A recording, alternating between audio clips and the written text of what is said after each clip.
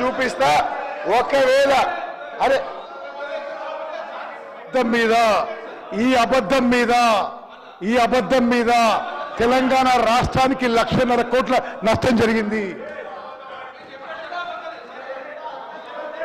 Sir Uttam గారు okay ఉండాలి sir. ఈ మధ్య మరి బీపీ గిట్ట పెరిగిందా పద్మావతి తక్క ఒకసారి చూపి, జర టెన్షన్ ఎక్కువైతుండు, జర ఒక్కసారి బీపీ చెక్ చేపి. సో మొత్తం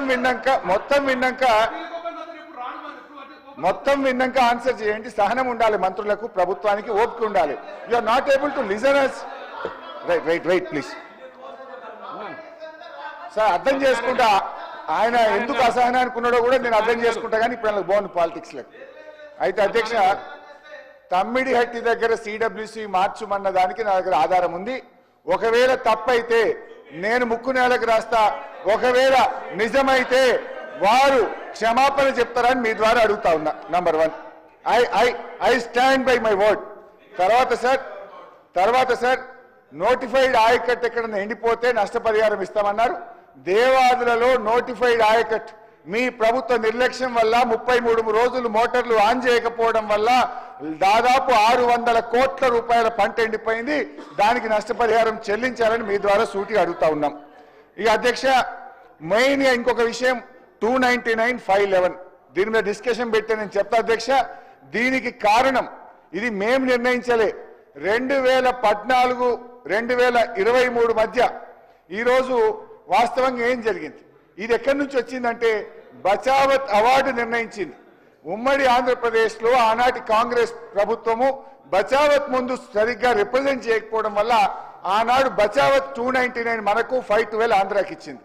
అయితే ఆ రోజు మేము ట్రిబ్యునల్ ముందుకు, ఆ రోజు గవర్నమెంట్ ఆఫ్ ఇండియా ముందుకు పోయినప్పుడు ఇది తాత్కాలికంగా ఇప్పటికే ఉన్న కేటాయింపులు కొనసాగించుకుందాం, ఈ కేటాయింపులు ట్రిబ్యునల్ ముందు మీరు వినిపించే వాదనలో ఏ రకమైనటువంటి దీనికి ఉండదు. So you will have your fair choice అనేటువంటిది కూడా ఆ రోజు స్పష్టంగా పెట్టాం. అదే విషయాన్ని ఈ సంవత్సరం కూడా ఈ ప్రభుత్వం వచ్చినాక కూడా అదే 299/512 వీళ్ళు కూడా అగ్రిమెంట్ చేశారు. నేను చెప్పాలనుకున్న మెయిన్ పాయింట్, ఈ సంవత్సరం సార్ కృష్ణా నదిలో 1,020 టీఎంసీల నీళ్లు వచ్చినాయి. మరి అదే 6634 ప్రకారంగా చూస్తే కూడా మనకు 346 టీఎంసీలు రావాలి. కానీ ఈ ప్రభుత్వం కేవలం 266 టీఎంసీలు మాత్రమే వాడింది. మనకు 34% ఎలిజిబిలిటీ ఉంటే ఈ ప్రభుత్వం యొక్క చేతగాంతనం వల్ల ఆంధ్రప్రదేశ్ నీళ్లు ఎక్కువ తీసుకుపోవడం వల్ల ఈ రోజుకు 27% నీళ్లు మాత్రమే కృష్ణా నది పరివాహంలో వాడుకున్నాము. ఈ యొక్క ఫెయిల్యూర్ కు బేషరతుగా మీరు ఈ రాష్ట్ర ప్రజలకు క్షమాపణ చెప్పాలని చెప్పి నేను డిమాండ్ చేస్తా ఉన్నా. They used only 27%. అధ్యక్ష, అదేవిధంగా ఆర్డీఎస్ లో 15.9 టీఎంసీల నీళ్లు మనకు అలొకేషన్ ఉంటే కేవలం 5.65 మాత్రమే వాడారు. భీమా లిఫ్ట్ లో 20 టీఎంసీలు మనకు అలొకేషన్ ఉంటే వీళ్ళ ఫెయిల్యూర్ వల్ల 8.63 టీఎంసీ మాత్రమే వాడినరు. ఈ రోజు ఈ ప్రభుత్వం కృష్ణా నదిలో న్యాయమైన వాటాను మనం ఉపయోగించుకోలేకపోయినాము. హరీష్ రావు గారు కంటిన్యూస్ గా అబద్ధాలు చెప్తున్నాడు. సెంట్రల్ వాటర్ కమిషన్ మీరు తుమ్మడెత్తి నుంచి మేడిగడ్డకు షిఫ్ట్ చేయమని లెటర్ చూపెట్టమని చెప్పి నేను మిమ్మల్ని అడుగుతున్నా. అదేవిధంగా వీరు ప్రభుత్వంలో ఒక 5-man చీఫ్ ఇంజనీర్స్ కమిటీ వేస్తే వాళ్ళు తిరిగి వచ్చి మేడిగడ్డలో ప్రాజెక్టు కట్టొద్దు, ఆ లెటర్ అయితే నేను మీకు ఇస్తా. అదేవిధంగా 512, 293 అనేది టెంపరీ అగ్రిమెంట్ అంటున్నాడు.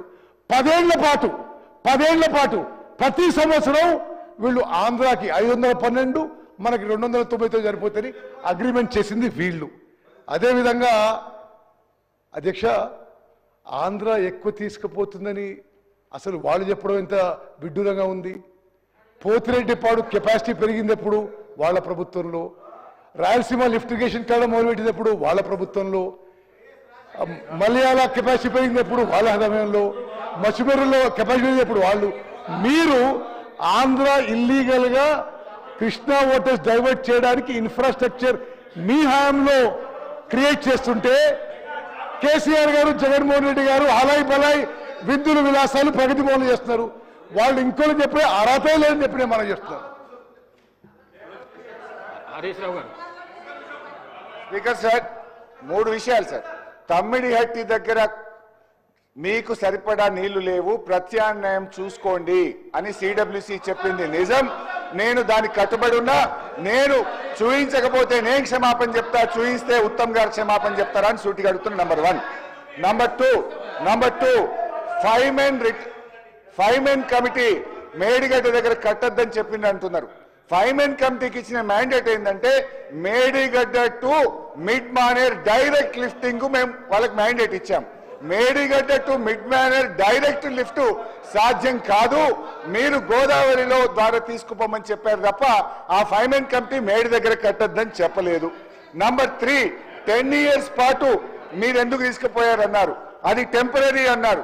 టెంపరీ అని అన్నారా లేదా నేనే చదివి వినిపిస్తా అధ్యక్ష. ఇది 2015 జూన్ 26. ఇందులో చాలా స్పష్టంగా చెప్పారు.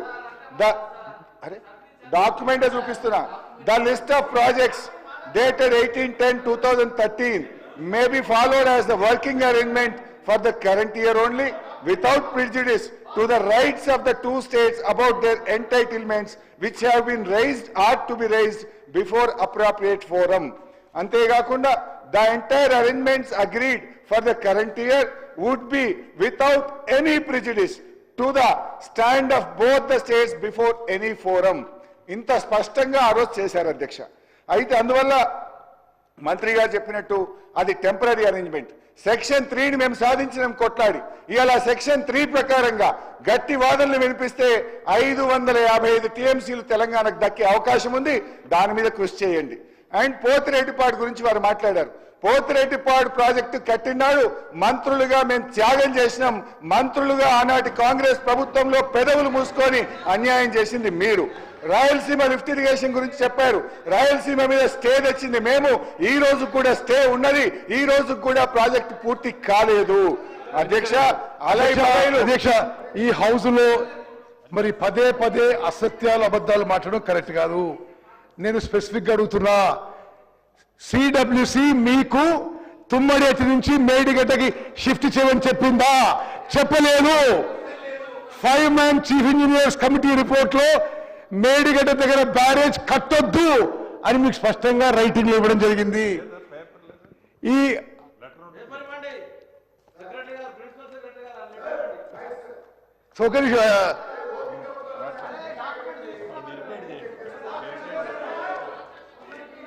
చాలా స్పష్టంగా రైటింగ్ లో వీళ్ళు అపాయింట్ చేసిన 5 man chief engineers committee Medigadda దగ్గర బ్యారేజ్ కట్టొద్దు అని మరి చెప్పడం జరిగింది. అదేవిధంగా అధ్యక్ష 512/299 టెంపరీ 1 year 2014లో సైన్ చేసిండ్రు, 2015లో సైన్ చేసిండ్రు, 2016లో సైన్ చేసిండ్రు, 2017లో సైన్ చేసిండ్రు, 2018లో సైన్ చేసిండ్రు. మేము వచ్చే వరకు ప్రతి సంవత్సరం అది సైన్ చేస్తూ పోయిందన్న విషయం కూడా నేను గుర్తు చేస్తున్నా. హరీష్ రావు గారు. అరే సార్, ఆయన లేస్తే నేను ఏం చేయాలి సార్? ఒక్క నిమిషం సార్. తమ్మిడిహట్టి దగ్గర 160 టీఎంసీల నీళ్లు లేవు, ప్రత్యామ్నాయం చూసుకోండి అని సిడబ్ల్యూసి చెప్పింది. ఇది నిజం. 2, 5 men రిటైర్డ్ ఉద్యోగులు వాళ్ళు చెప్పింది మేడిగడ్డ నుంచి డైరెక్ట్ గా మిడ్ మానేర్ సాధ్యం కాదు అని చెప్పింది తప్ప మేడిగడ్డ వద్దని చెప్పలేదు. తర్వాత అధ్యక్ష, మా కట్ మోషన్స్ మీద గౌరవ మంత్రి గారు ఒక్కదానికి కూడా సమాధానం చెప్పలేదు. మల్లన్న సాగర్ ప్రాజెక్టు నిర్వాసితులకు 1260 కోట్లు మేము పే చేశాము. ఈ మధ్య కోర్టు ఆర్డర్ల ద్వారా ఇంకొక 10% దాదాపు 152 కోట్లుంది. అది ఎప్పట్లోగా నిర్వాసితులకు చెల్లిస్తారో చెప్పాలి.